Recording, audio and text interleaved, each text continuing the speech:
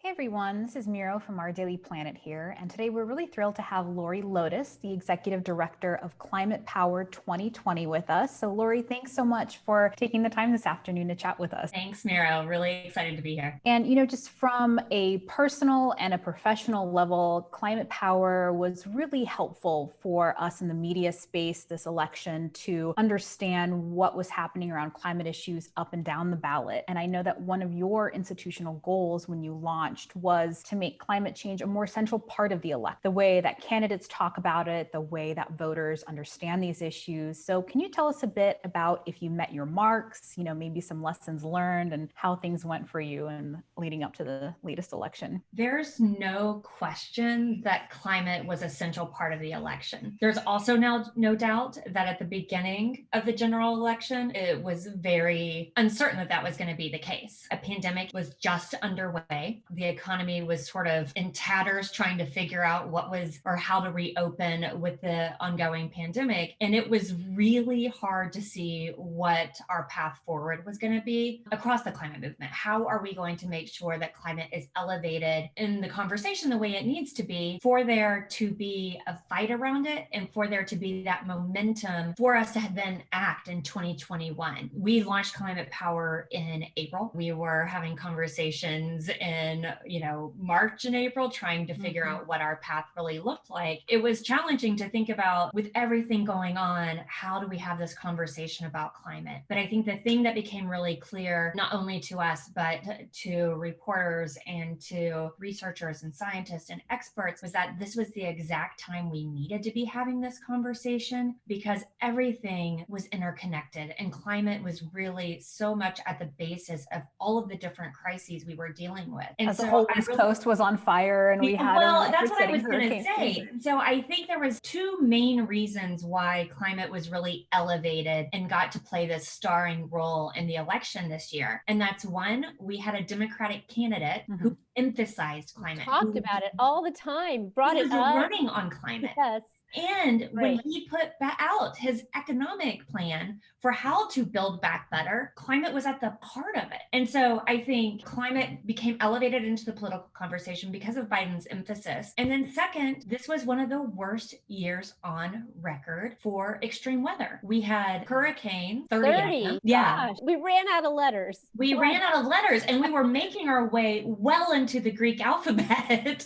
We didn't just hit the beginning of it. We were way into it. Mm-hmm. And then we had the wildfires in California, which I don't think anything really captured what this moment was like other than, the orange skies in the Bay Area. It became an issue that everybody could see if they looked out their window. It was the hurricanes, it was the droughts, it was the wildfires. I would argue the derecho was part of that and what people extreme heat. Iowa, the extreme heat, like Arizona having how many days in a row over 100 degrees, 3 months in a row, more. It was crazy. And so it was not a thing that was in one part of the country. It was the entire country was seeing it. Organizations like yours also help to call out the media about connecting those dots between that extreme weather and it being climate related. And I know that was always tricky. And I think we've gotten over that hump. And that's one big takeaway for me from the 2020 election. And I wonder if you have a couple of things that really struck you about the election that we should take note of going forward to keep climate in the center of everyone's attention and focus without having it hinge on every disaster. Trump went over a month without even acknowledging the wildfires, without acknowledging that the West was Miro was out there in California. Right. Living it. And we were yelling at any and everybody we could, at reporters being like, you have to cover his silence. Like, the West is on fire. People are dying. Thousands of structures have been burned and destroyed. There is a threat of thousands more, and he's not doing anything. And I think there was finally a moment where it clicked, where too much time had passed. Then finally, Trump, after the Washington Post and New York Times called him out, went to California because they realized that they had really messed up. Where he denied science at that Where then he denied science. And then Biden gave a wonderful speech that day that was was by far the best climate speech he gave, but one of the best climate speeches, Biden made the connection for people by connecting that the politics of climate have changed. Things look much different than they do 4 years ago, let alone 12 years ago when President Obama and Joe Biden took office. You know, one of the biggest takeaways of the 2020 election was that climate became this top tier issue that both the Democrats and Republicans had to address. And I really think that this was the first climate election, but every election from this point forward is going to be a climate election. You're not going to be able to avoid talking about climate and addressing it. There is this opportunity and a huge political benefit for our elected officials to act and to act boldly. But I think they really have to take that on. To follow up on that, Democrats won the White House, which is a fantastic feat, but TBD on the Senate, and Dems lost seats in the House. So there's kind of this complicated reality in the political landscape. And I wanted to ask, what is your advice to congressional Democrats of how they might be able to work with the administration to push climate issues and to support the administration as it works on, executive actions and what it can do legislatively? Right. Because there's some disconnect among the party of, like where people stand. But at the end of the day, we do have to pull in unison as folks who care about the fate of our planet. So what would your advice be to congressional Democrats? We being the broader climate movement, have to continue to make it very clear that this is really a make or break moment, that history is going to judge what happens next by what's happening right now, and that we don't get another chance. It sounds hyperbolic, but it's true. And we can't afford to pretend like it's not something that we have to deal with today, because we do. What was so incredible about the Biden campaign is that it was clear, and the transition for that matter, that Biden understands the ambition that this moment demands. He understood that voters were demanding, but more important, that what the science was demanding. That's what we need to make sure that Congress understands as well. We believe that that Biden will live up to the promises he made during the campaign, and that they are going to go big. And that doesn't mean that Congress can sit back, and it doesn't mean that Congress should sit back. And there are opportunities that mean a lot for perhaps conservative Democrats who might not, be wanting to push for a climate agenda, but they do want jobs, and they do understand how the two are connected. And I really think renewable energy and innovation. Exactly. Right? Exactly. Nature-based solutions. Right. And one of the things that was interesting in the John Ossoff debate was that he was talking about how Georgia should be the #1 renewable energy state. Absolutely. And there are huge opportunities, even in places like West Virginia, for clean energy to play a big role. And so that is really what Congress needs to focus on, is how do we make those connections to people that will improve their lives and that will really deliver for them and what they need. There is a way that Congress can act that is going to really tell the story of clean energy and of what is possible, that would be not only supportive of the Biden administration, but actually help them politically as well. I think you've hit on something really important, which is solutions-based policy, thinking about how to solve problems and try to avoid the war that the Republicans kept trying to make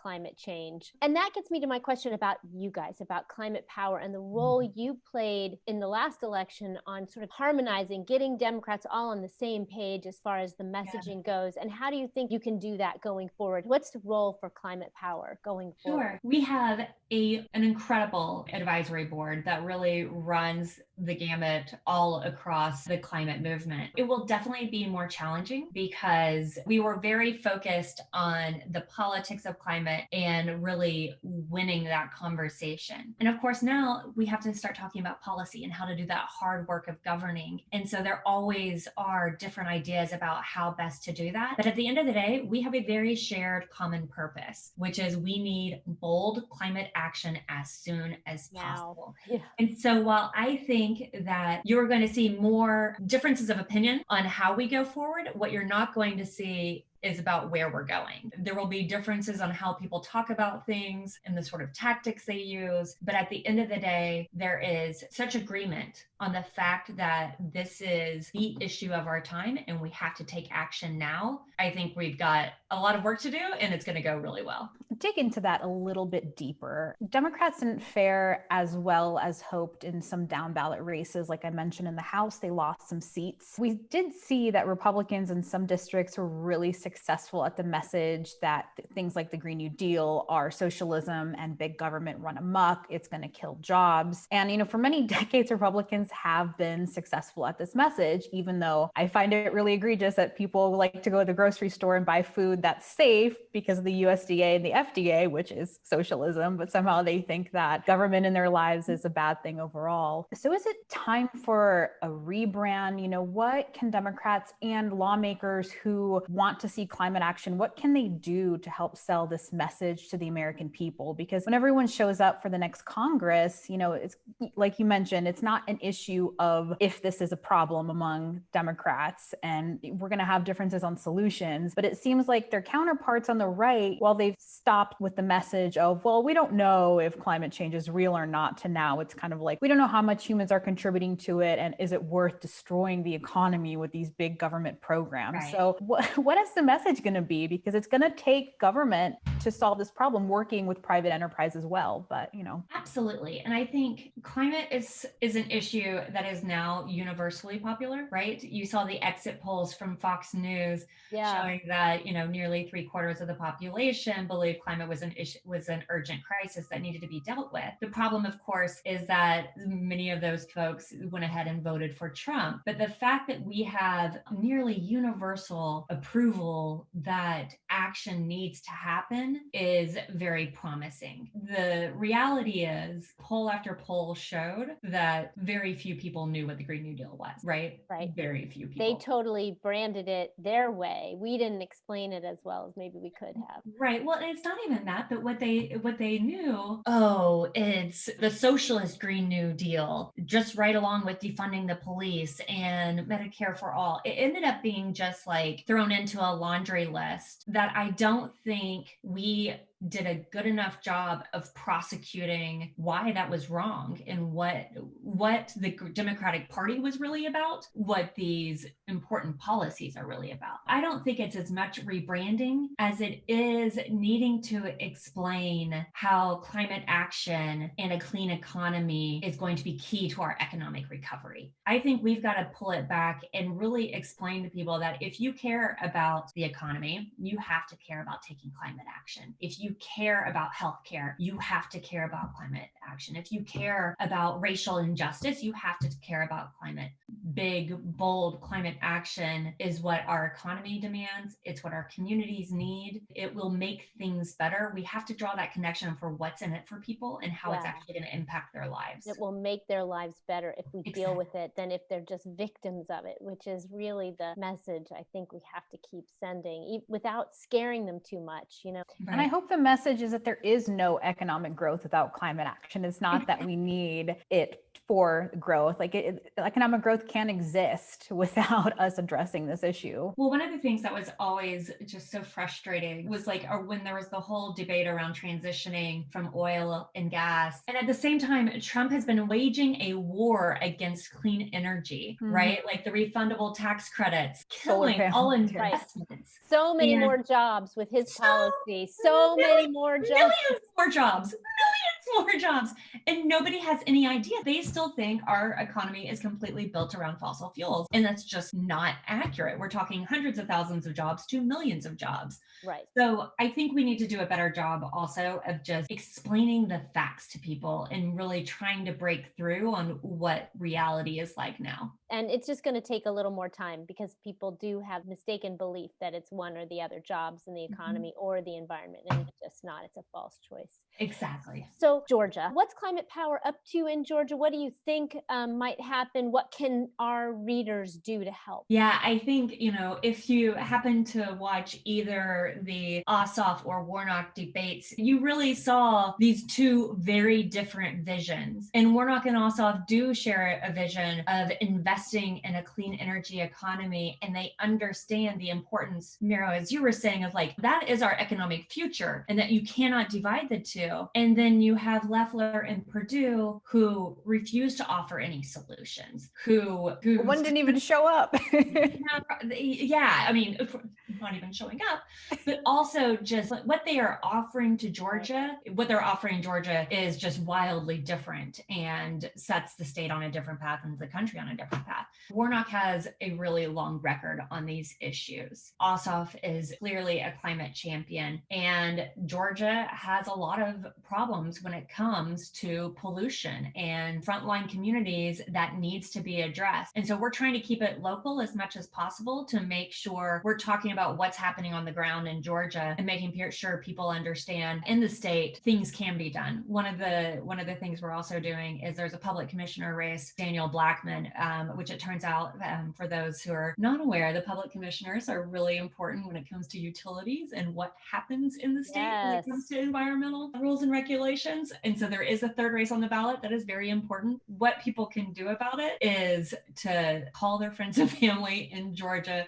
Obviously, I think the campaigns are still actively raising money so they can, but it's a huge opportunity, right? It's January 5th. We really need to do everything possible to make sure that there is a pro-climate majority next year. Lots of fingers crossed for all of our friends in Georgia. Thank you so much, Lori. We're going to hope that Climate Power is powerful all the way, powers itself all the way through 2022 and beyond. And to our readers and listeners, make sure you follow them on Twitter and Instagram. They have a great Instagram. We'll put the links down below.